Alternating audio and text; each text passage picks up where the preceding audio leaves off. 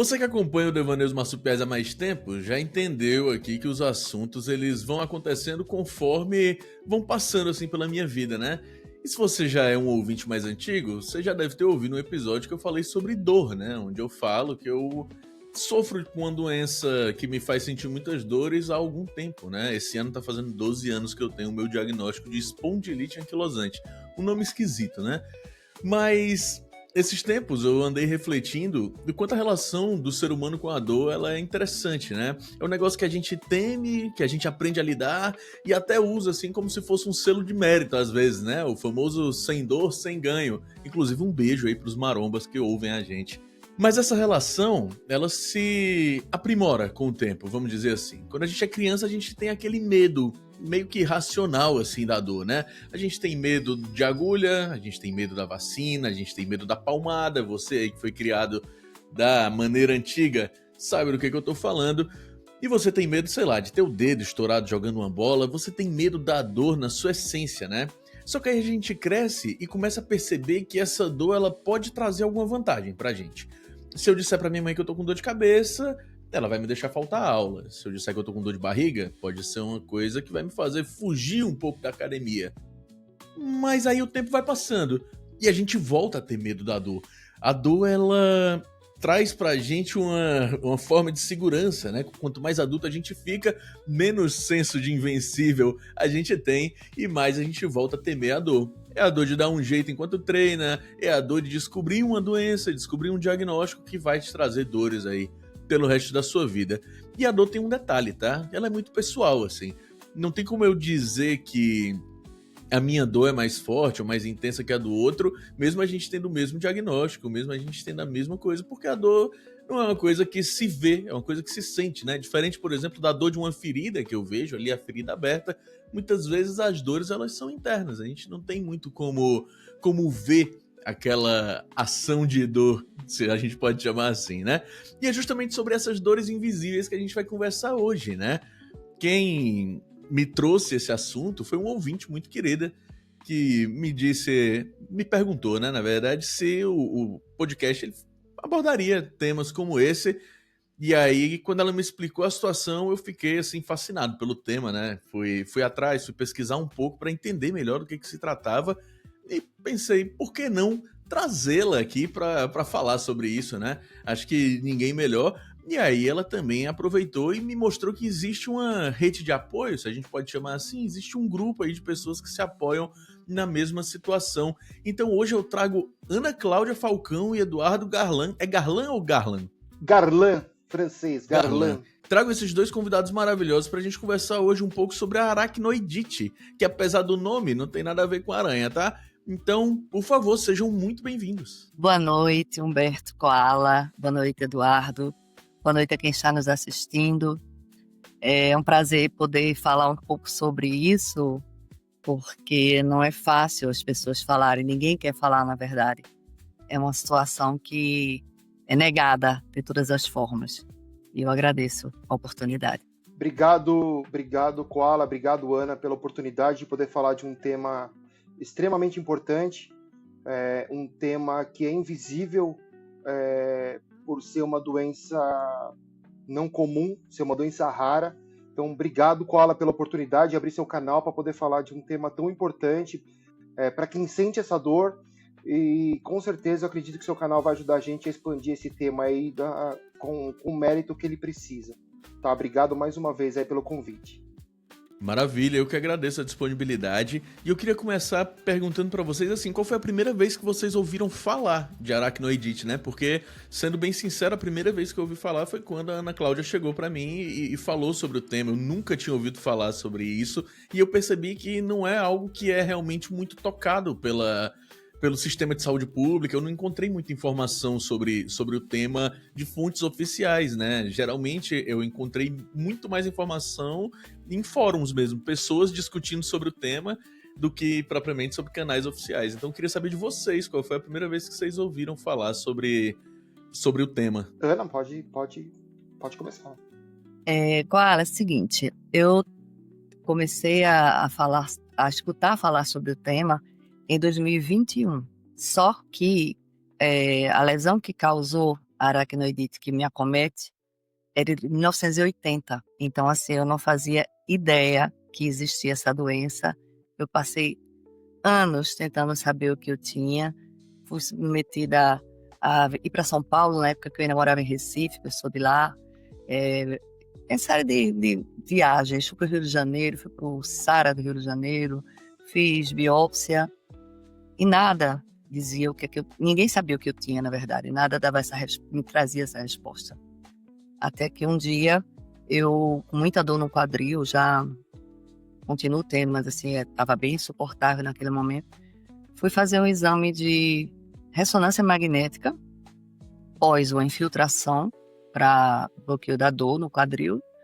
Aí ele disse, vamos fazer a ressonância para ver como é que tá.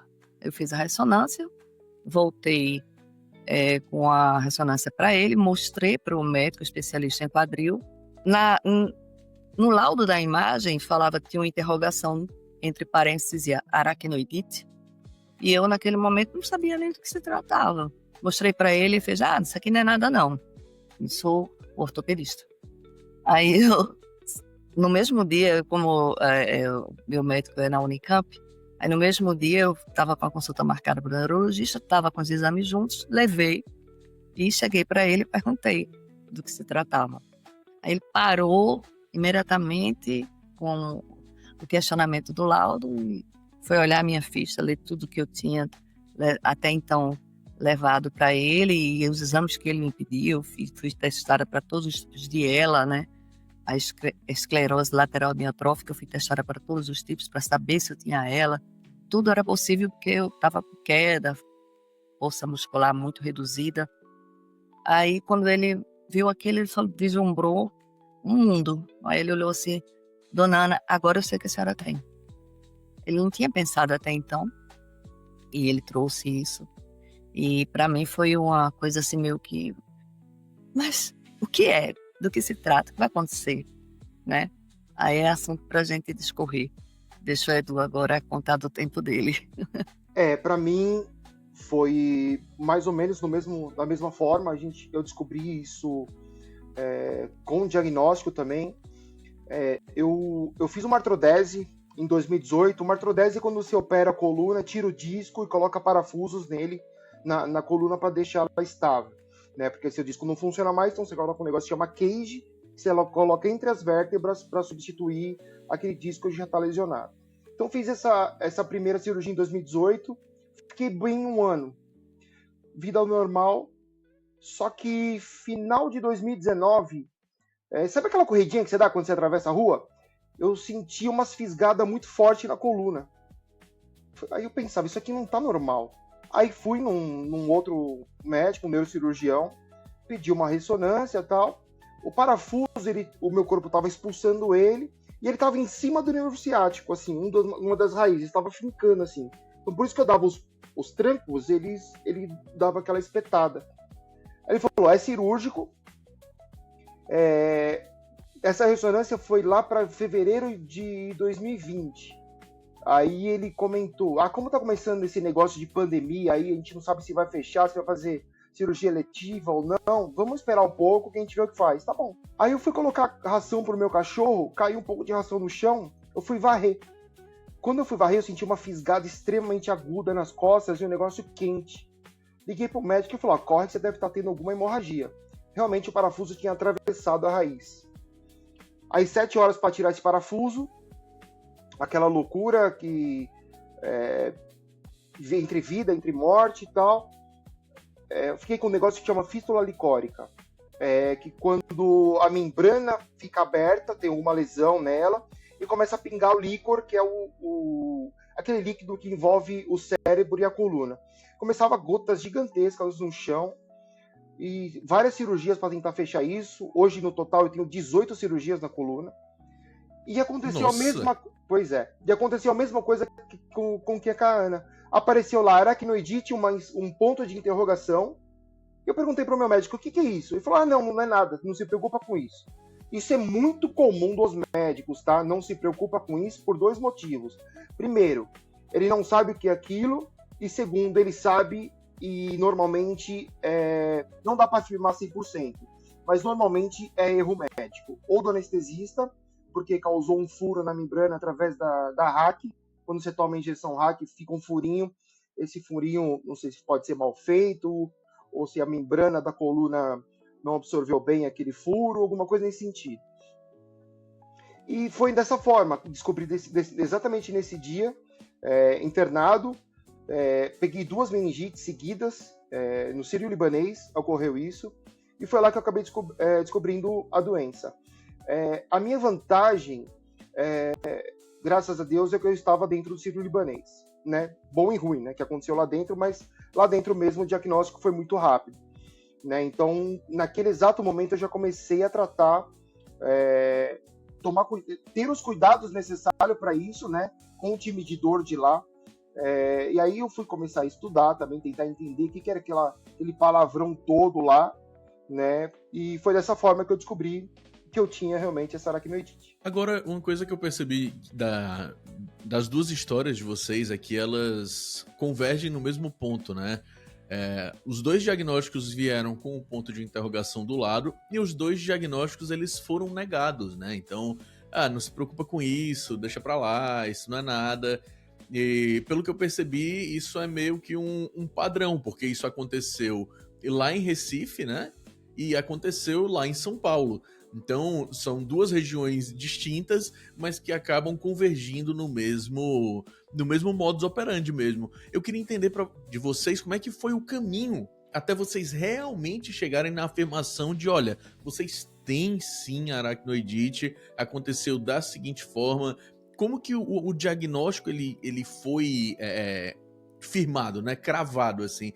Como que isso foi desenrolado mesmo, porque o que houve aí foi uma enrolação, no perdão chulo assim da palavra. O que aconteceu foi isso, foi não, outra pessoa vai te contar o que você tem, né, meio que, não, depois papai conta porque que brigou com a mamãe, alguma coisa assim, quando você crescer você entende. Exatamente. E cara, pelo que vocês já relataram, é uma coisa que causa uma dor absurda, né? Pô, você baixar pra pegar uma ração e você sentir uma fisgada que te, sei lá, te imobiliza naquele momento ali.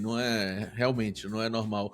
Como que foi esse caminho até a tornar esse diagnóstico oficial? Ana, pode ir.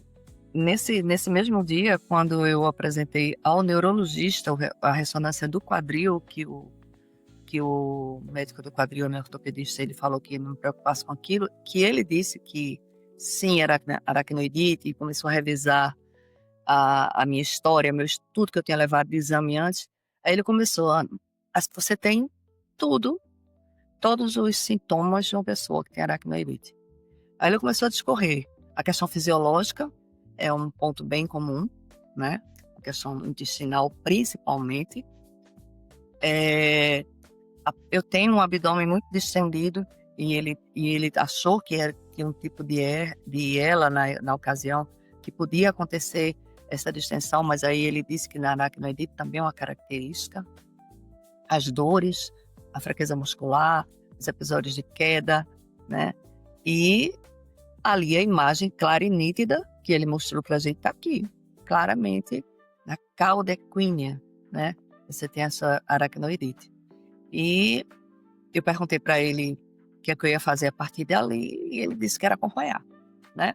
Meio que isso, porque quando eu sofri o acidente que me levou a fazer, porque no meu caso, rapidamente contextualizando, foi diferente do Edu, foi um contraste, tá? Na ocasião do acidente, eu tive uma compressão medular, e essa compressão me deixou tetraplégica, e eles...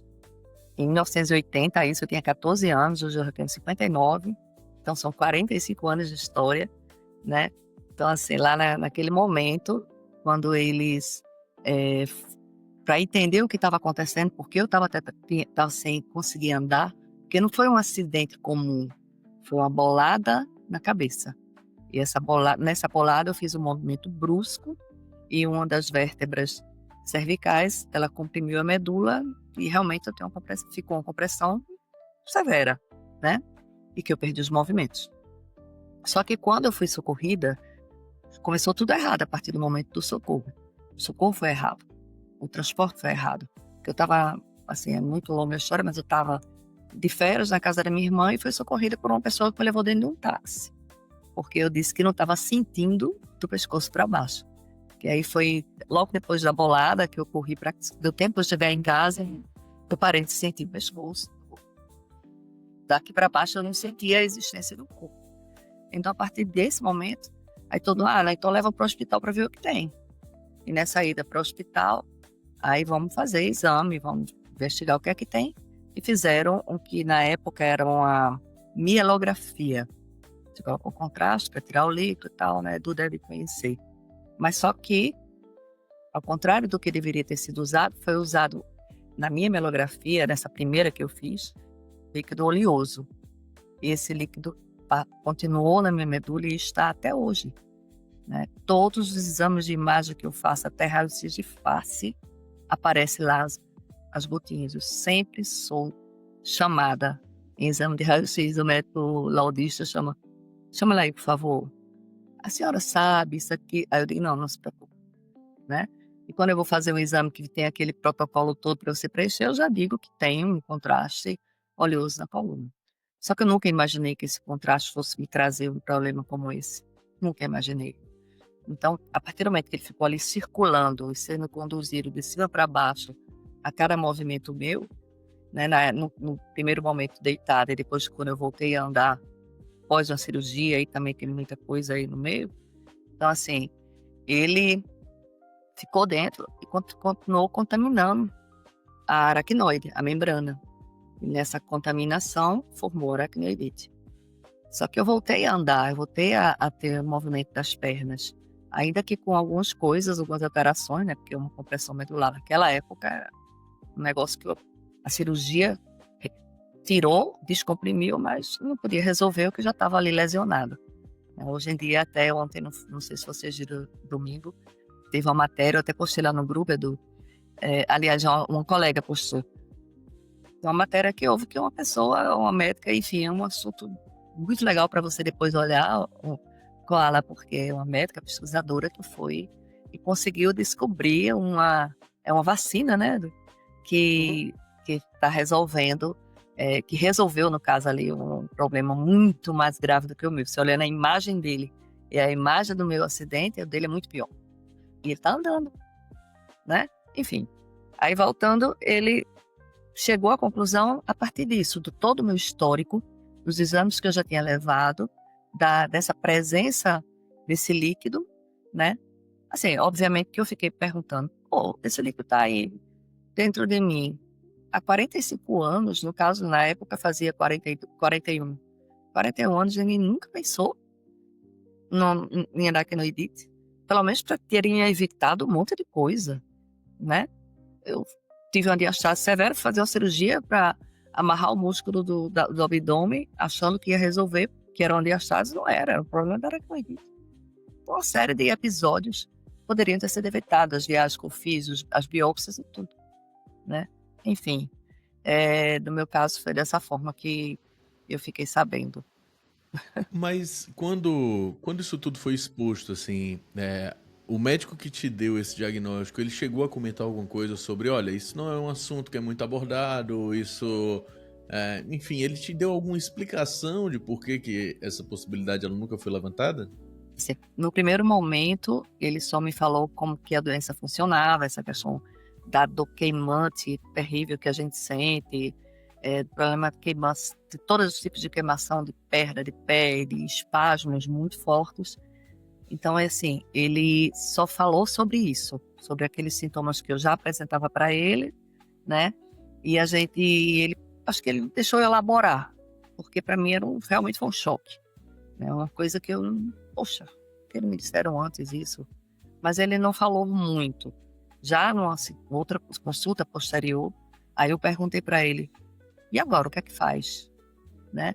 O senhor vai querer... Porque aí, nesse momento, eu já tinha conversado com uma pessoa lá do grupo que tinha a doença, e ela me disse que ninguém queria colocar a mão, que todos os médicos abandonaram ela, quando sabia que ela tinha aracnoidite.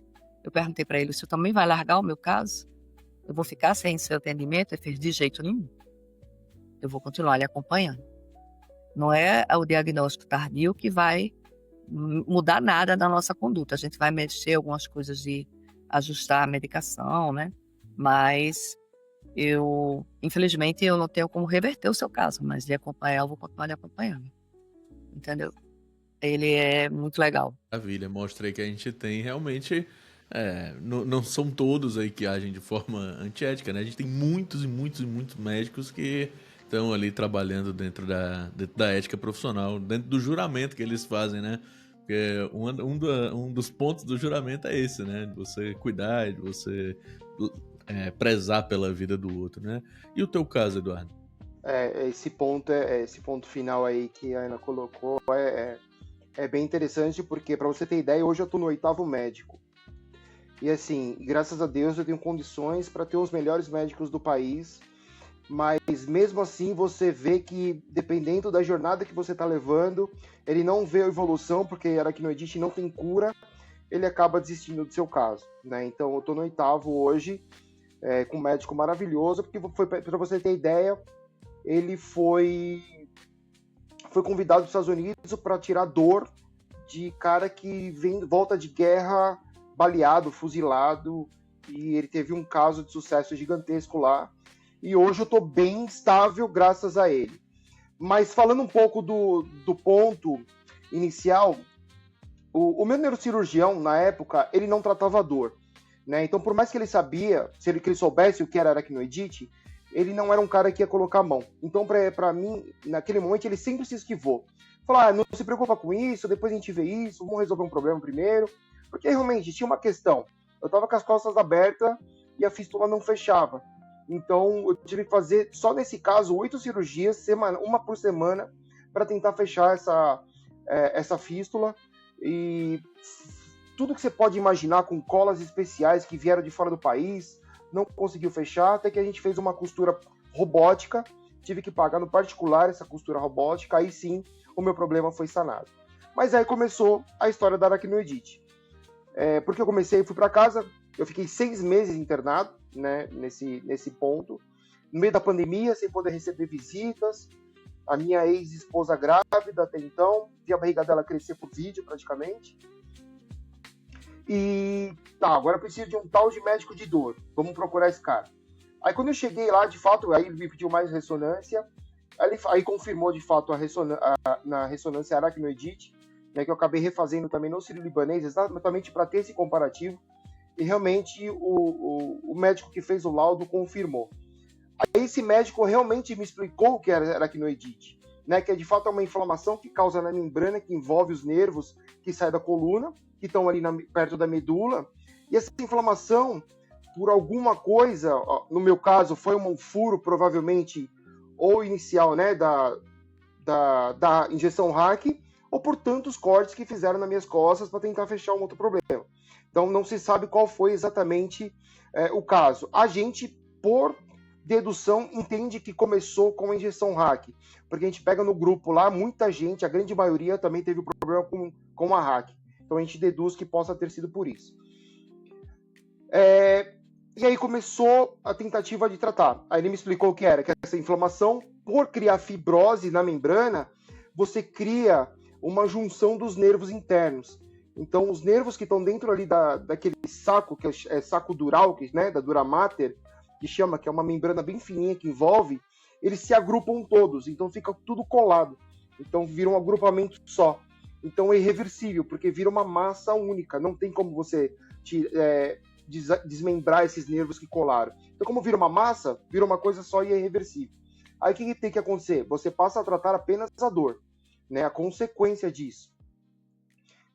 Então aí que começou a minha jornada, começar a tentar tratar esse negócio, mas focado apenas em dor, porque não era mais cirúrgico. Por isso que hoje, quem tem aracnoidite, nenhum médico vai querer te abrir para tentar resolver isso, né? Tem uns heróis aí que falam que resolve, mas aí eu pesquisei bastante e foi tudo caso sem sucesso, gente que até piorou, ficou paralítico. Então, realmente, não tem como fazer. De forma cirúrgica, não tem que fazer. Então, respondendo a sua pergunta primária, eu acabei tendo esse diagnóstico fechado de um terceiro. Não foi do meu primeiro médico. Eu tive que ir num outro especialista em dor para ele me dar esse diagnóstico fechado. Isso é interessante porque ouvindo vocês falarem sobre a dor que vocês sentiram e sobre como vocês precisaram sair de um médico para outro. O meu caso é outro, né? Eu não tenho aracnoidite, mas eu tenho espondilite anquilosante, que também não é uma doença tão conhecida assim. Hoje já tem bem mais informação, já tá bem mais difundido, mas em 2013, que foi quando eu comecei a sentir as dores, eu fui pra ortopedista, né? Porque eu sempre fui das artes marciais, assim. Na época, eu fazia Krav Maga, fazia boxe e comecei a sentir uma dor muito forte no quadril. Eu pensava, pô, acho que eu tomei algum chute aqui, eu tomei algum murro e tô com alguma coisa quebrada. E aí fazia os exames e dava tudo normal, assim. Fazia o raio-x, tudo normal, fazia a ressonância e aparentemente tudo normal. E tudo bem.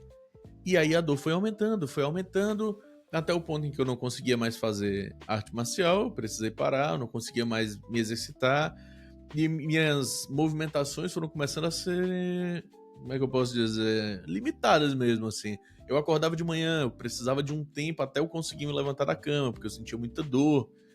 Quando eu andava, parecia que eu tinha um cinto com várias pedras, assim, me puxando para baixo. Então eu sentia um peso enorme na minha coluna, me puxando para baixo. E doía muito fazer qualquer coisa. E nisso, indo de um ortopedista atrás do outro, não se tinha uma causa. Eu ouvi, inclusive, de ortopedista que eu tava inventando dor para pegar atestado, né? E aí, tudo bem.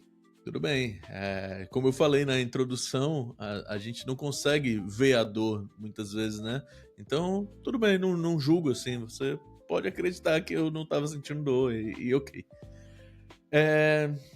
E aí, em 2017, eu fui a um médico que, na época, ele era médico do Fortaleza, se eu não me engano, do Fortaleza Esporte Clube. Ele cuidava dos atletas e tal, era um cara super respeitado em cirurgia de joelho, de pulso, de quadril, então pensei que podia ser, né, a minha melhor alternativa. E aí, quando eu cheguei no consultório dele, ele disse, cara, o seu médico não sou eu. E eu fiquei. Aí eu me senti meio excluído, assim, né? Eu disse, cara, como assim? Você não é o meu médico, eu tô sentindo uma dor, é uma dor óssea, não sei o que. Ele, não é. Eu acho que você tem espondilite. E eu acho que o seu caso é reumatológico. E aí eu fiquei. Que eu nunca tinha ouvido falar, pra mim, reumatologista era médico de idoso, alguma coisa assim. Não, enfim, não conheci ninguém na minha idade que ia pra reumatologista. Pois é. E aí ele disse, vou te indicar aqui o melhor reumatologista que eu conheço, foi meu professor de faculdade e tal. E aí ele me mandou pra um médico, vou até falar o nome dele, Dr. Francisco José, já falecido. E foi muito interessante, porque eu entrei no consultório dele, andando, meio mancando, travado. Ele não me disse oi, não me deu bom dia, nada. Ele olhou pra mim e disse, espondilite, né? Aí eu disse, não sei. Aí ele disse, com certeza espondilite. E aí passou os exames corretos, me diagnosticou e realmente era espondilite. Ele disse, cara, há quanto tempo você sente essa dor? Eu disse, desde 2013. Ele, por que você não procurou um médico? Procurei vários. Procurei incontáveis médicos e eu acho que esse é o problema. Aí ele, então, é que hoje a sua espondilite ela é bem severa. Então, se você tivesse realmente tido um diagnóstico um pouco mais cedo, talvez você não precisasse, né, passar por isso, assim. E hoje eu faço um tratamento de 8 em 8 semanas, eu tenho que ir lá, passar 3 horas tomando uma infusão para aliviar essas dores, né, para evitar que a doença se aprimore aqui dentro. É com ketamina então, ou não? Ela é com um imunobiológico chamado Renzima, né, Infliximab. É com imuno, tá. Tá, interessante. Então, tanto que na época da pandemia, né, eu entrei como grupo prioritário por fazer uso de imunossupressor e tal. Então, tem essa questão. Eu tenho que ter uma série de regras aí na minha vida, tentar me expor o mínimo possível para evitar esses contratempos. Imagino. Bom, e aí eu dei essa volta toda também para chegar no ponto de que, por conta dessa minha dor que não passava, eu precisei fazer várias adaptações na minha vida, né? Então eu precisei parar de fazer alguns exercícios físicos, não conseguia, sei lá, sair com os meus amigos à noite, porque era contado no relógio. Tipo, o meu anti-inflamatório, na época eu me tratava, me autodiagnosticava, me automedicava, né? Com anti-inflamatório. Tomava 400 miligramas de nimesulida por dia. Então meu fígado ele foi parcialmente destruído aí nesse processo. É muito para você, ouvinte, que não sabe, o limite máximo diário acho que são 200 miligramas, alguma coisa, eu tomava o dobro disso. E assim, cada comprimido que eu tomava durava exatas 4 horas, assim. Eu passava 4 horas bem e depois vinha a dor, e aí eu tinha que tomar outro. E, enfim, se eu fosse pra uma festa era regrado, tipo, eu tomava antes de ir, passava 4 horas na festa e ia pra casa, porque eu não aguentava ficar em pé, não aguentava a dor que causava. Queria saber de vocês quais foram as adaptações que vocês tiveram que fazer na vida. Será que no Edit em algum momento, não sei, limitou vocês em algum aspecto? E como vocês estão hoje? Como é a relação de vocês hoje aí com as atividades, né? Vocês ainda têm algum tipo de limitação? Ou vocês já conseguem realmente... Não, pô, hoje eu faço tudo, hoje eu consigo viver uma vida normal como se Aracnoidite não existisse. Não, assim, muito pelo contrário disso. No meu caso, tem a questão da idade, que já complica um pouco, né? Você já perde massa muscular, perde massa óssea, perde tudo, né? E a partir do momento que eu, no acidente, eu tive muita perda de massa muscular por conta do período que eu passei sem andar, que foram 5 meses até a cirurgia, né? Eu levei, para tomar a decisão da cirurgia, eu levei 5 meses hospitalizada. Então, com isso, eu perdi muita massa muscular. Mas tudo bem, até então, quando eu voltei a andar, apesar de estar ali com atrofias, eu andava. Mas eu não corria, não pulava, porque essa sequela ficou para sempre. A partir do momento que, no decorrer do tempo, essa inflamação foi aumentando, eu parei de trabalhar. Conseguia mais trabalhar porque eu comecei a ter episódio de queda, eu comecei a ter muita dor, comecei a realmente ficar difícil de trabalhar. Eu não conseguia ficar muito tempo sentada, né? As dores foram aparecendo e foi uma peregrinação, né? Vamos para ortopedista, reumatologista como você, mais de um neurologista, né? Porque o neurologista que me operou, ele chegou e disse assim, eu fiquei com ele durante muitos anos ainda, né? Porque já são 45 anos, mas eu passei vários anos com ele ainda, acho que uns 20 anos, sendo acompanhada por ele, mas mesmo fazendo ressonância, de vez em quando, não era sempre, aparecendo lá as gotinhas, nunca foi dito que poderia ser aracnoidite. Né? Então, assim, ele me acompanhou e até um ponto que ele chegou e disse assim, Ana, você precisa de um neurofisiologista, precisa fortalecer e tal, enfim. Só que antes de chegar nesse ponto, eu trabalhei, eu estudei, eu fiz faculdade, eu tive 2 filhas de parto natural, até chegar no momento que as coisas começaram a complicar, que foi por mais ou menos os 38 anos que tudo começou a aparecer com mais peso, vamos dizer assim, né? E aí, a partir daí eu tive que parar de trabalhar, precisei buscar alternativas e médico especialista em dor também, né? Como a gente passa, só que ninguém descobria e era só paliativo, era só, não toma remédio, toma pregabalina, toma precipital, não sei o quê, um monte de remédio. Hoje eu continuo tomando um monte de remédio, sendo que dentro do meu limite, porque já teve um momento que eu precisava tomar morfina, e assim eu fiz, mas eu tento segurar ao máximo a dor. Aí, pegando só um gancho do que você falou sobre a dor ser invisível. E isso era uma coisa que me impactava muito. Era pensar que as pessoas que me olhavam de fora podiam pensar que eu estava inventando, sabe? Mesmo eu estando claramente tendo dificuldades para caminhar e tudo, que eu estava inventando. Chegou a ter um familiar infeliz que disse que eu fosse trabalhar e parasse de inventar doença, sabe assim? Mandou um e-mail me dizendo isso. Mas, enfim, eu tive várias pessoas que me abraçaram, mas elas não sabiam o que fazer, né? Eu, graças a Deus, tinha um companheiro que me cuida demais de mim, assim, né? Ele faz de tudo para me dar suporte, para me levar para médico, me acompanhar em tudo que eu faço. E são 32 anos de casado e isso aí sempre foi. Porque nesse caminho eu tive outras cirurgias, naturalmente, no câncer do abdômen. Fiz um tumor no mediastino, fiz cirurgia no mediastino, perdi a voz, aí tive que fazer um tratamento de 7 meses para retomar, voltar a falar. Então foi fono, né? Então foi muita coisa que aconteceu nesse trajeto até onde eu estou agora. Mas nunca foi fácil. E pensar que quando eu levava uma topada, que alguém dizia assim, ai, que coisa, tá doendo, tá vermelho, tá inchado. E eu pensava assim, caraca, isso aí é nada, né? Mas só que a topada é uma dor que você faz relação. Você já levou uma topada uma vez na sua vida? Todo mundo já levou uma topada. Então sabe como dói, que aquilo ali inchou, que tá doendo, que quebrou uma unha esporadicamente e que é chato. Mas não tem como medir essa dor que a gente sente, né? Não dá para eu dizer eu sinto mais dor do que o Eduardo, de modo algum.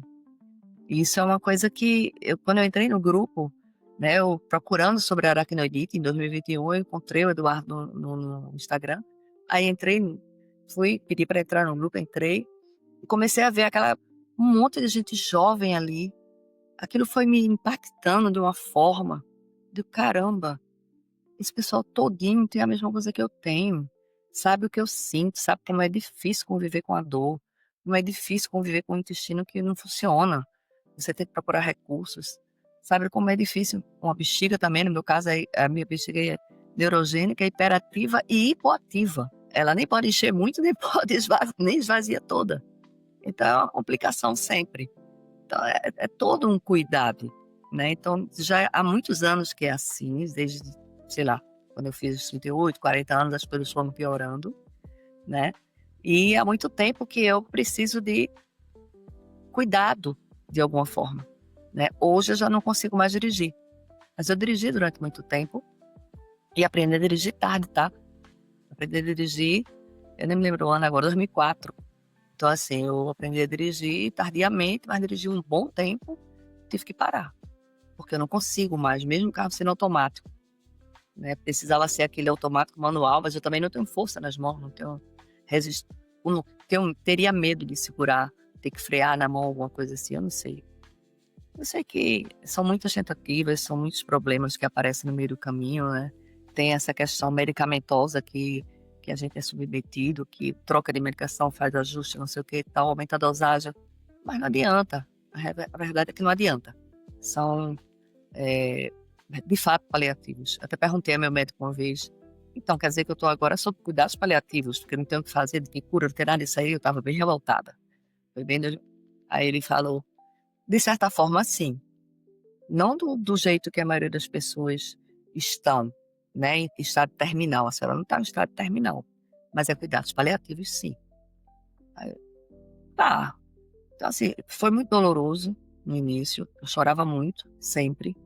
E até falar eu chorava. Eu estou aqui falando, eu estou admirada.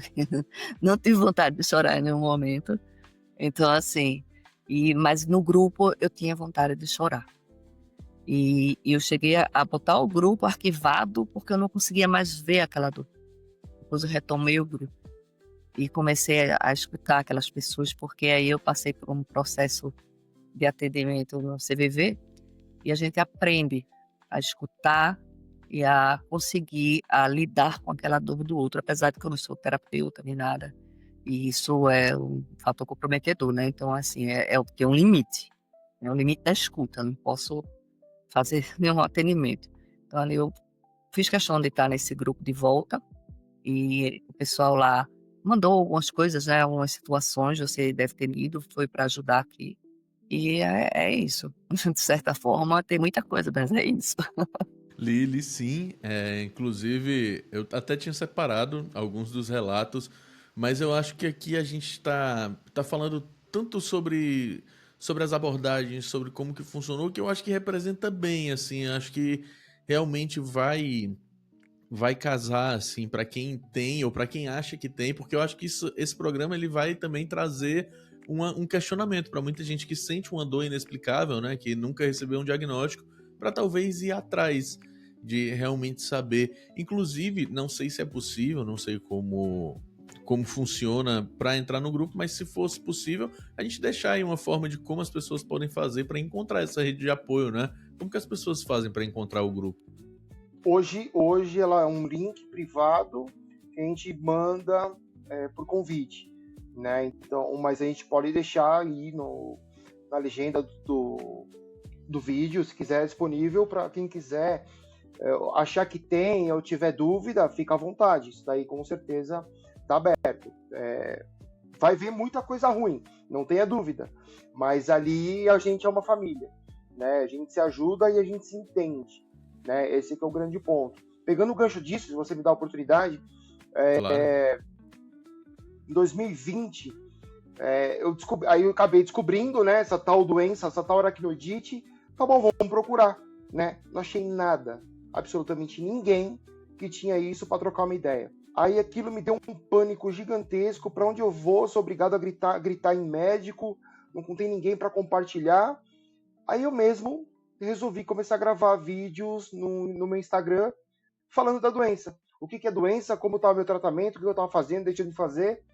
Nisso, as pessoas começaram a chegar até mim e ter essa referência. Vamos trocar um pouco de informação, o que você faz, o que você não faz. E eu falei, por que não criar um grupo para colocar toda essa galera junto e trocar uma ideia de igual para igual? Porque todo mundo sente a mesma dor. Aí foi aí que eu tive essa ideia de criar esse grupo, né? Hoje acho que deve estar passando de 60 pessoas.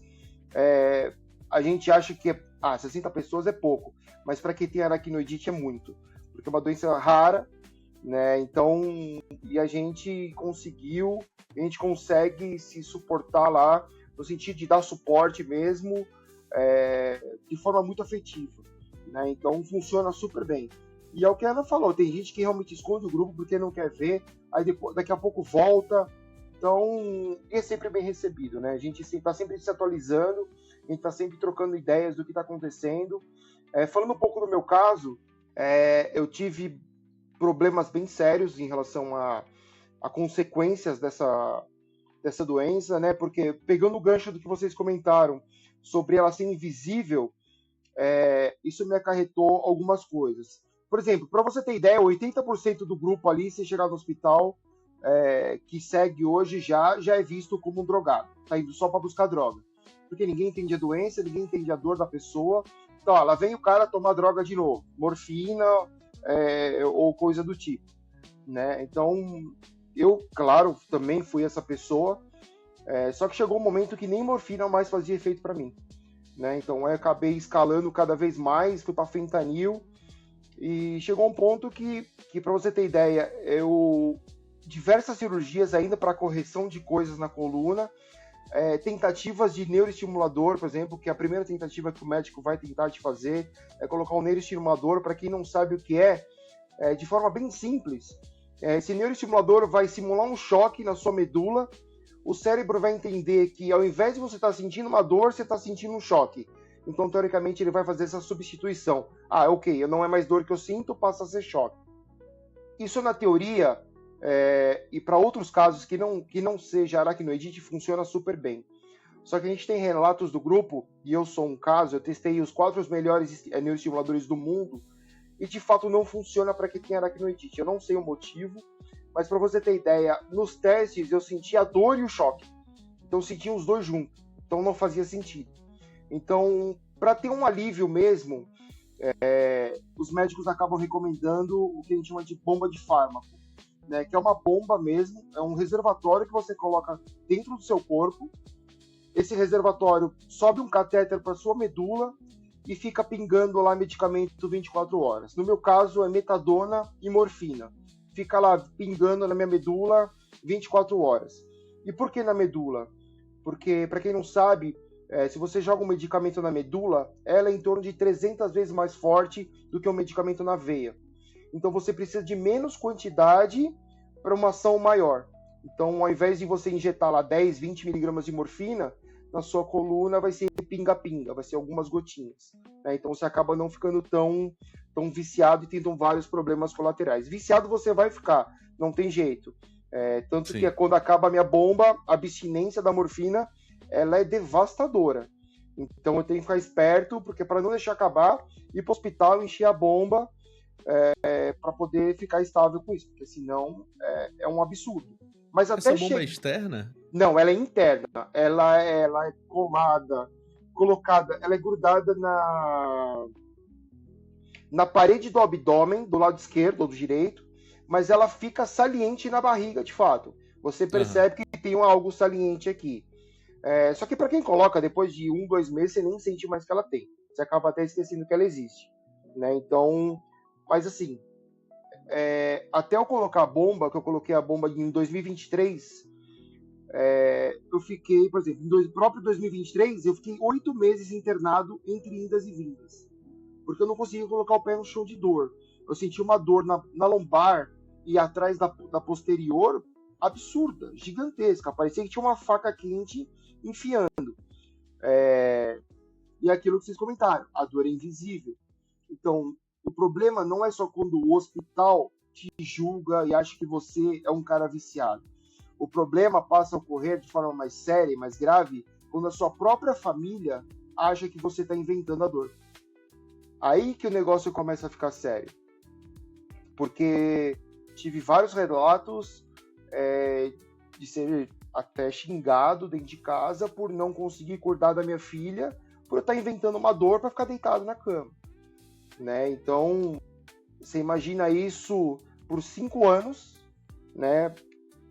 Porque por mais que eu tenha colocado a bomba, até se ajustar, vai um tempo. Para você ter ideia, eu fiquei com ela estável tem mais ou menos uns 5 meses no máximo, que aí que hoje eu tenho uma vida um pouco mais estável, consigo fazer praticamente tudo. Claro, não posso forçar muito, mas eu consigo ter uma vida ativa, né? Mas até então eu não conseguia. Então tinha crises que eu ficava semanas, duas semanas deitado.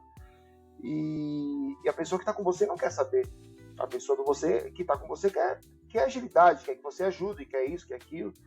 O que acabou me acarretando até o término do meu casamento, né? Então, isso não é incomum, tá? Se você pega casos no grupo, tem mais pessoas que encerraram o casamento também pelo mesmo motivo, porque o cônjuge não consegue dar conta, não entende, não quer te ajudar porque enche o saco, realmente cansa. A gente sabe que é uma dor cansativa, tanto para a gente quanto para as pessoas que estão com a gente. Às vezes você só quer ficar deitado, e mesmo com deitado você está com dor, você está dopado de remédio. Aí vem pessoas te encher o saco porque, não, preciso que você me ajude aqui, preciso que você me ajude ali. Não, mas eu não consigo te ajudar. Ah, então você está inventando. Aí cria aquela bola de neve gigantesca. Então, em relação à dor invisível, hoje eu acho que o pior problema é quando isso ocorre dentro da família. Quando realmente a sua família não entende o que é aracnoidite e o que é de fato a dor da aracnoidite. Isso é algo bem grave, né? E a gente vê acontecer corriqueiramente. No grupo a gente vê muitos casos nesse sentido, né? E não só nisso, perdi emprego também por causa disso. Eu sou um executivo de tecnologia, fui diretor de algumas empresas e estava como diretor de uma fintech na ocasião. Para você ter ideia, eu saía de cirurgia, 15 minutos depois eu estava conectado em reunião. Então, ou eu cuidava de uma coisa ou eu cuidava de outra, né? Chega um momento que o dinheiro ou o dinheiro, ou você quer ter um pouco de vida, qualidade de vida. O que você está buscando, né? E não adianta, sem saúde você não consegue nada, não tem como.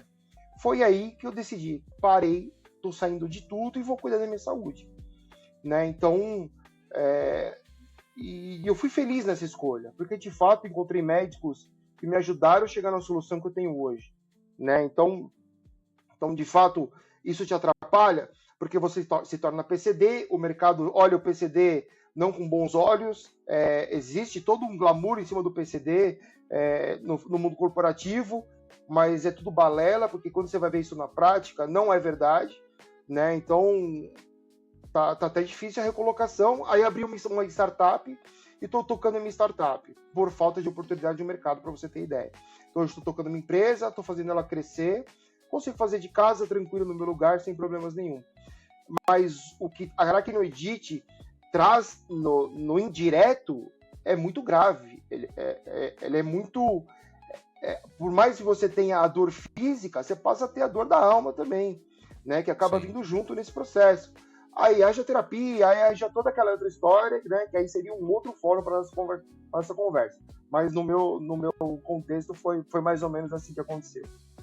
Inclusive é um relato bem comum, assim, dentro dos que a gente recebeu vindos do grupo, né? São as pessoas falando sobre solidão, sobre o sentimento de depressão mesmo, Sim, desenvolver uma depressão, desenvolver muito, problemas de saúde muito, mental por conta da dor, por conta do afastamento das pessoas, né? muito. Eu tive depressão naquela época, por mais que eu estava casado com a minha filha de 4 anos, eu estava sozinho. Porque nessas horas não tem amigo que fica perto, não tem esposa que fica perto, a sua filha de 4 anos fica perto porque ela não entende. E fica com dó de você porque tá com você, tá com dor ali, gemendo de dor, ela quer te acolher. É, é claro, tem mãe que ajuda, irmão, é, mas não estão dentro de casa, não estão vendo o dia a dia acontecer. Você também não pode ficar ligando para sua mãe, vem aqui todo dia me ajudar, e não dá, né?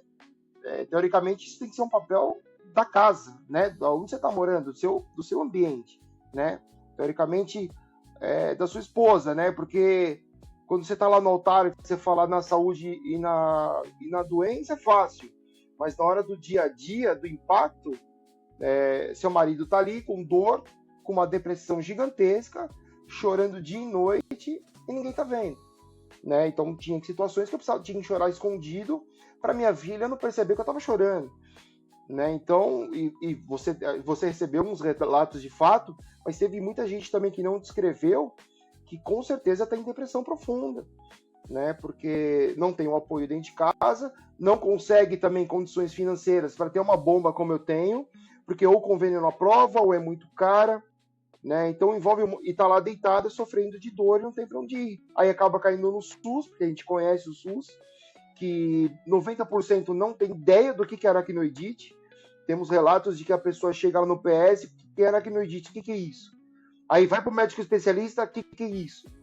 Então, a falta de informação acaba piorando mais essa depressão, porque a pessoa fica sem rumo, de fato, né? Ela não tem caminhos para escolher, né? Graças a Deus, novamente, eu coloco Deus à frente de tudo isso, porque eu tenho condições de ter uma bomba dentro de mim que me ajuda. Hoje eu tenho uma vida social de volta por causa dessa bomba, né? Então, e tive um convênio maravilhoso por causa disso também, que me ajudou a isso. E quem não tem, né? E quem não tem? Então, vai até quando isso? Vai morrer em depressão sem ajuda?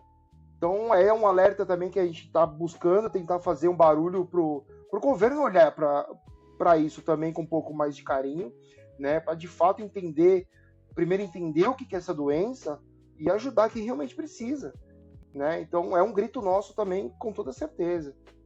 E o pior Isso é que que, você falou. desculpa, o pior é que o Pode falar. convênio, se você vai e diz que tem, você corre o risco de ter um problema com o convênio para autorizar as suas coisas, né? Sem dúvida. E sem isso dúvida. é uma grande questão. A gente tem um CID a partir desse ano. Não existia um CID para aracnoidite. Exatamente. Então não era considerada nem doença. Aí a gente ficava... Quando eu fui tirar minha identidade, renovar, no caso, né? A identidade esse ano, que eu consegui colocar ali o CID, eu fiquei assim, caramba, tem um CID, finalmente. Para você ter ideia, eu tenho 4 CIDs espalhados que são coisas que convergem, você deduz que chega na aracnoidite, mas de fato você não tinha. São 4, meu também. É isso aí. São 4 CIDs. Então ainda não existe um CID específico para aracnoidite. Colocam-se CIDs paralelos, assim, convergentes, que chegam à conclusão de que é aracnoidite. Por dedução. Por dedução. Loucura. É isso. Não tem. De fato, não tem. É interessante a gente ter falado sobre isso, né, em relação às políticas públicas, né? Como você tinha comentado, porque, como eu falei, quando eu fui pesquisar sobre aracnoidite, eu encontrei pouquíssima informação oficial sobre isso, né? Eu encontrei alguns estudos, algumas pessoas que falam paralelamente sobre isso, fóruns de pessoas que sofrem aí com as consequências da doença e conversam entre si, mas informações oficiais são pouquíssimas. E parando para fazer um paralelo com a espondilite, né? A espondilite, atualmente, ela tem bastante informação sobre, né? Mas talvez por ser uma causa autoimune, é uma coisa que não reflete aí o externo, né? O externo ele não influencia tanto na causa da doença, né? mas mesmo assim, até se ter tanta informação demorou um tempo, né? E assim, hoje a Arachnoidite ela não tem um CID e ela não tem informações oficiais, né? Eu queria que vocês fizessem uma avaliação de como que é a presença da aracnoidite nas políticas de saúde pública e o que poderia mudar para que o atendimento ele fosse mais rápido e mais eficiente. Um ponto importante seria o entendimento mesmo dos médicos da existência da doença. Esse é o primeiro ponto. Né? Porque por mais que o primeiro médico que vai te atender, aquele que está no pronto-socorro, ele tem que ter informação do que é aquilo. Né? Então, não sei se falta treinamento, se falta... eu não sei o que falta, mas falta informação. Né? Esse é o primeiro ponto. E o segundo ponto é o que fazer com aquilo. Né? Porque quem chega com dor de aracnoidite é um cara que não vai ser dosagem baixa de medicamento que vai resolver. Então a gente vai ter que ter uma dosagem significativa para começar essa dor a passar. Porque no meu caso, para você ter ideia, hoje, se eu tirar essa bomba, se eu for para o pronto-socorro e tomar 3 ampolas de morfina, não vai fazer absolutamente nada em mim. E isso eu estou falando que é um nível gigantesco de morfina. Né? Então como tratar isso? Como que você ataca no primeiro momento essa informação dentro de um pronto-socorro? O cara chega com aracnoidite, como que você cuida? Acho que essas informações têm que estar na ponta dos dedos e da fala do médico, né? Não, ou internação ou não internação, e não já chegar de cara, não, você é um drogado, você vem aqui só buscar medicamento, né? E por outro lado, a gente tem que ter também algumas leis públicas que possam inserir essa dor, essa doença, trazendo a validação de que realmente ela existe como um CID, né? E também tem alguns direitos em cima disso, porque é uma dor totalmente limitante, né? Então, tem pessoas que precisam se aposentar porque tem aracnoidite. Hoje você não consegue. Então, hoje você tem que dar uma volta gigantesca, tentar explicar o porquê. Tem gente que vai se arrastando de cadeira de roda e você não é aposentado. Tem pessoas do grupo que mal conseguem andar, que já perderam movimentos e mesmo assim não está conseguindo se aposentar. Então, esse também é um grito nosso de ter uma validação já para pensar na aposentadoria de uma pessoa que tem aracnoidite. São todas? Não. No meu caso, por exemplo, eu precisaria me aposentar? Não. Mas tem muita gente que sim, porque não tem as mesmas condições. Né? Ou o SUS ajuda com um tratamento eficaz, dando bomba, que seja, ou aposenta a pessoa. Né? Então, tem que ter aí esse norte, mas de fato a doença precisa existir dentro do Ministério da Saúde. Isso tem que ter. Né? Eu acho que o primeiro passo é esse. Né? Acho que se a Ana quiser complementar. Não, quando você falava, eu lembrei de uma pessoa que ela não está mais no grupo, mas eu não pedi permissão para mencionar o nome dela. Uhum. Mas a história é assim, conversei muito com ela depois. Ela colocou na justiça um hospital de São Paulo, particular, perdeu tudo o que ela tinha. Ela, segundo o relato dela, ela tinha uma condição muito boa, financeiramente falando, de casa, carros e tudo, e ela perdeu tudo porque ela estava tentando provar que tinha sido um erro médico e nunca conseguiu. Porque o que acontece? Ninguém quer atestar vamos dizer assim, colaborar com ela nessa aprovação, dizer, realmente isso aqui foi um erro médico. Então ela foi perdendo tudo, tentando, e até hoje ela não conseguiu, pelo menos a outra vez que eu falei com ela, né? Mas ela perdeu tudo. Pessoa que está debilitada em cima de uma cama, né? Eu ando de cadeira de rodas, para me locomover fora de casa, precisa de cadeira de rodas. Mas ela está acamada. Ela não consegue mais sair de casa, não consegue mais nada. E a gente fica pensando, até quando, né? Exatamente. Porque há uns anos atrás, uma atriz da Globo morreu com aracnoidite. Chama Mabel, não lembro o sobrenome. Isso. E foi falado sobre isso, mas muito rapidamente, não se ventila muito sobre o assunto. Porque falar sobre isso tem estigma.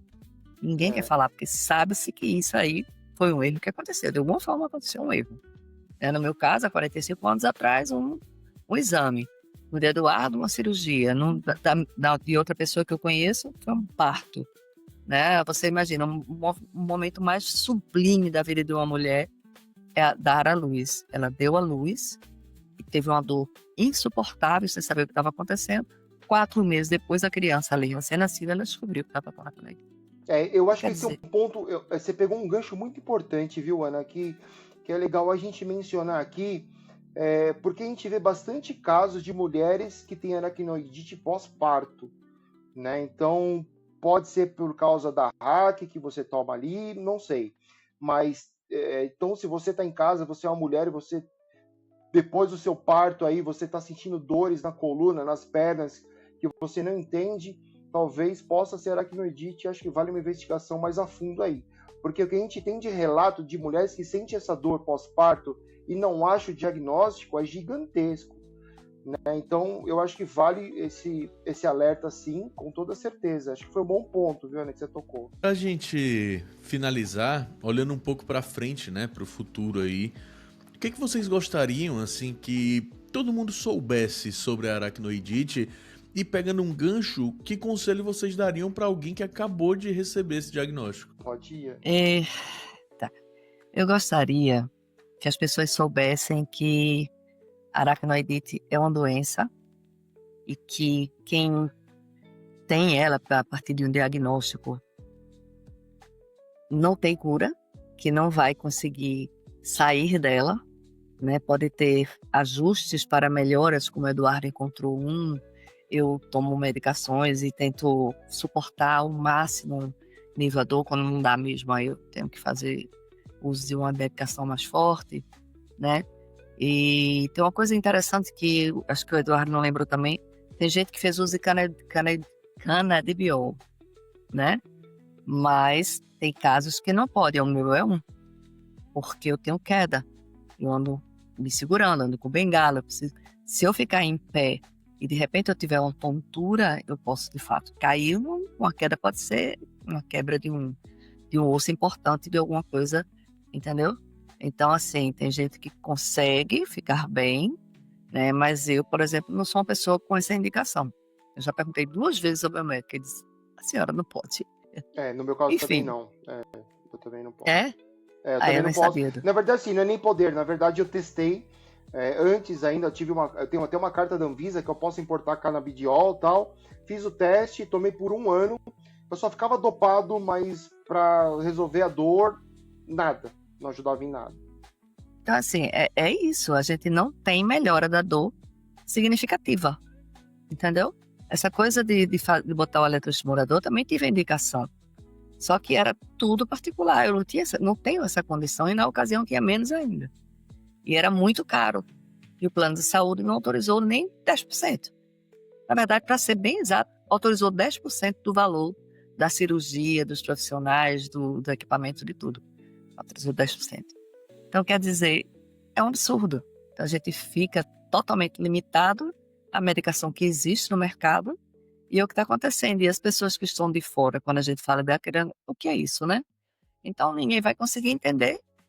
A gente já falou muito, é uma dor indizível e que precisa ser entendida e respeitada como tal, né? Porque a gente sabe, não, tem gente que uma dor no nervo do trigêmeo.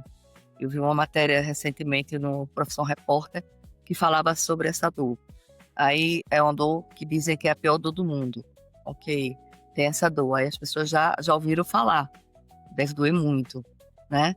É a dor da fibromialgia, que eu também tenho. Geralmente a pessoa que desenvolve aracnoidite pode ter também a fibromialgia junto, né? Porque a parte muscular é muito comprometida.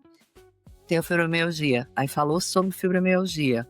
Então fala sobre coisas que a gente já tem noção do que se trata, das dores que elas acometem, mas não fala da aracnoidite.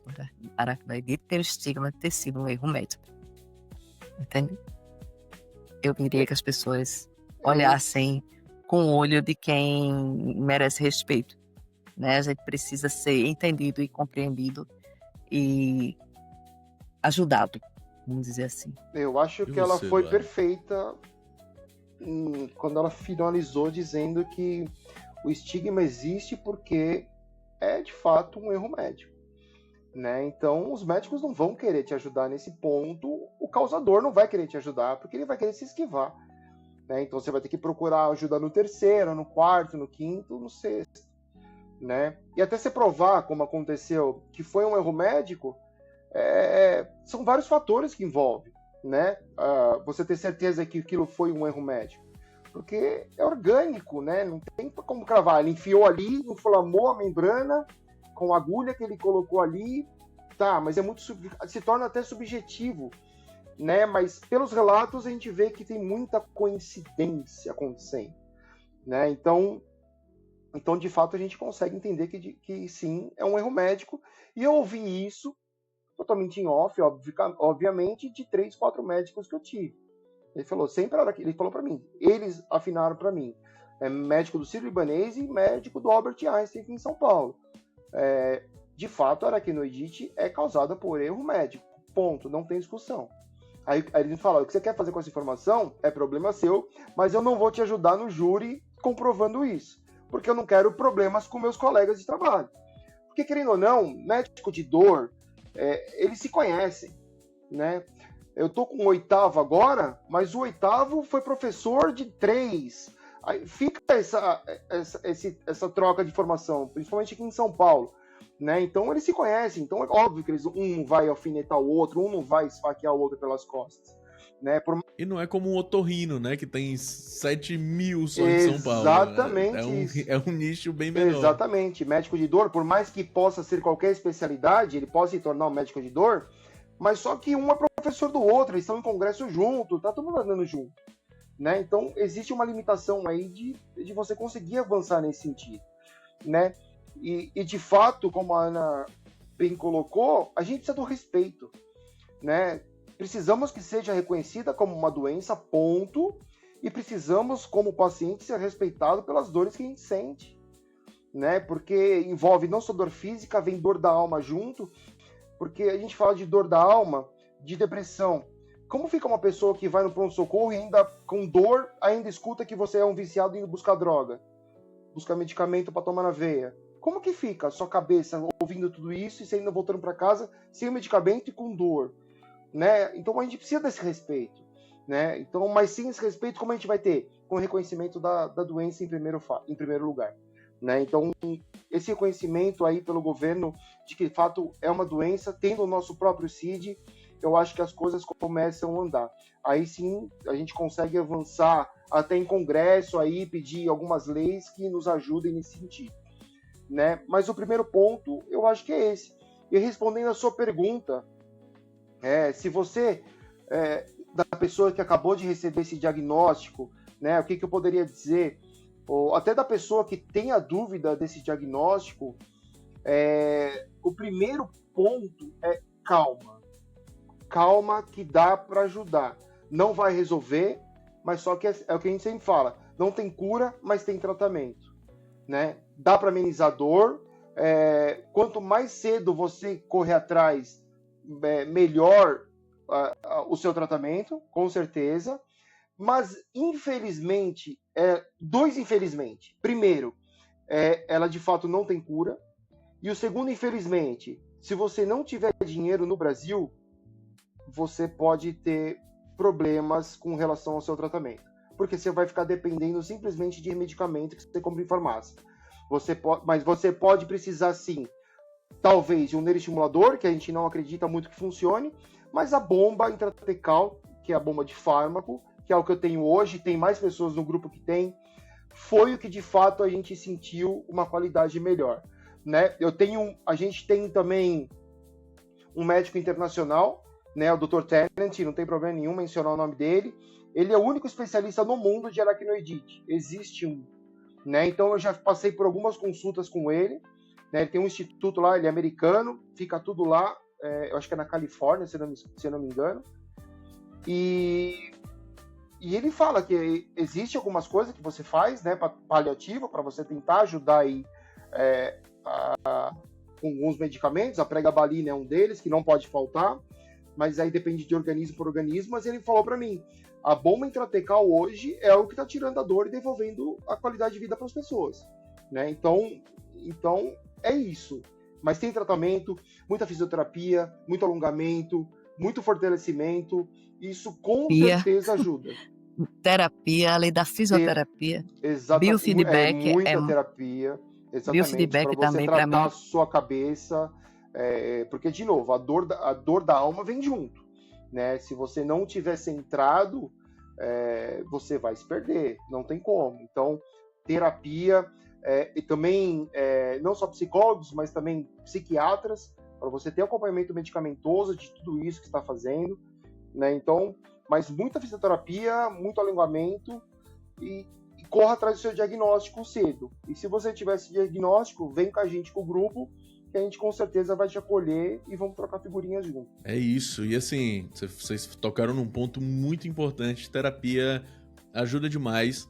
A dor, ela é sim um fator que desregula a cabeça da gente, com né? Certeza. A dor, ela bota muitos questionamentos aí na nossa cabeça que devem sim ser acompanhados e devem sim receber aí uma atenção diferenciada. Sem dúvida.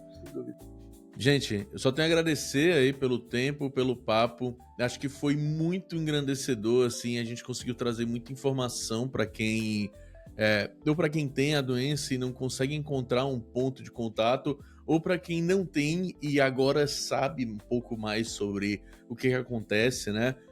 Vamos torcer para que isso aqui chegue nos ouvidos de pessoas que podem realmente fazer a diferença e mudar essa política pública do Brasil em relação à aracnoidite e em relação a tantas outras doenças que são invisibilizadas por não terem aí um aspecto que você pode sair mostrando, né? Que você pode apresentar fisicamente e dizer, olha, eu tenho isso e eu preciso de ajuda com isso, como é o caso aí de dezenas de doenças que estão por aí na margem do cuidado da saúde pública por não ter esse aspecto visível. Então, esse momento final, se vocês quiserem deixar um contato, fazer aí alguma consideração final, esse momento é de vocês. Eu peço que as pessoas compartilhem muito para que a gente faça esse alcance que a gente tanto precisa, né?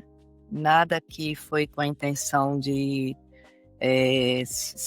se vitimizar, não tem nada a ver com isso, tem a ver com mostrar que existe essa doença, que ela precisa ser entendida e que a gente precisa fazer com que as autoridades, né, cheguem até essas pessoas, cheguem até o ponto de dizer assim, vamos pensar que essas pessoas também precisam de ajuda, né? Também gostaria muito de que melhorasse a acessibilidade das ruas e avenidas e cidades do nosso país, porque eu sofro muito com isso. Importantíssimo. Eu fico à disposição, quem quiser conversar mais comigo sobre isso, me procure nas redes sociais, eu vou deixar o contato também com a Ala das minhas redes sociais, me procure, fique à vontade para trocar ideia, debater, estou aberto. Reforçando o que a Ana falou, não é questão de vitimismo, porque a gente é extremamente resiliente com essa doença, a gente é obrigado a ser, né, pela falta de informação, até no país que a gente está vivendo, né, e pelo fato de não ter cura. Então, ou a gente é resiliente, ou a gente se afunda, a gente não tem outra escolha, né, então não tem ninguém se vitimizando, a gente só quer o que é de direito nosso, né, a gente só quer de fato ser respeitado, como outros pacientes de outras doenças são, né? Então, a gente só quer o reconhecimento da doença e só quer dar acesso, dar tratamento a quem realmente precisa, né? Então, fica aqui nosso apelo, com certeza. Compartilhem bastante essas informações, porque às vezes tem alguém na sua família que tem essa doença e não sabe, né? Porque é uma doença muito mal diagnosticada no Brasil, né? Você só vai conseguir diagnosticar uma aracnoidite com ressonância e, dependendo do lugar, o médico que vai fazer o laudo não vai nem ver.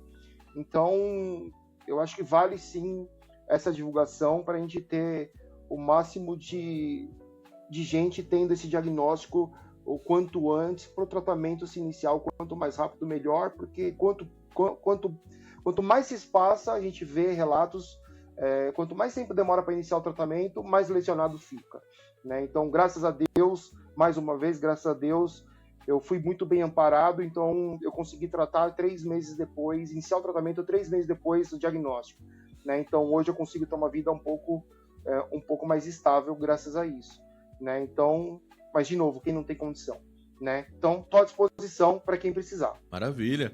As redes sociais do Eduardo e, claro, se a Ana Cláudia Claro, quiser colocar sim, aqui sim. também, a gente vai deixar aqui à disposição nos comentários e aí vocês vão lá, chamam eles para trocar essa ideia e aí eles encaminham para vocês também o link para o grupo, né, que é realmente uma fonte aí Perfeito. de apoio muito importante. Então, para você que ouviu a gente até aqui, muito obrigado. Se você que está ouvindo a gente tem aí a oportunidade de fazer a diferença, faça a diferença. Seja mudança aí na vida dessas pessoas que precisam ter mais visibilidade diante desse problema que afeta tanta gente, né? Apesar de ser uma doença rara, gente, vamos combinar, 60 pessoas que estão ali dentro desse grupo já é gente pra caramba.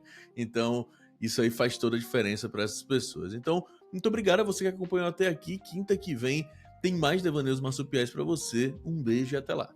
Tchau, obrigada. Obrigada, Koala. Obrigado, Koala.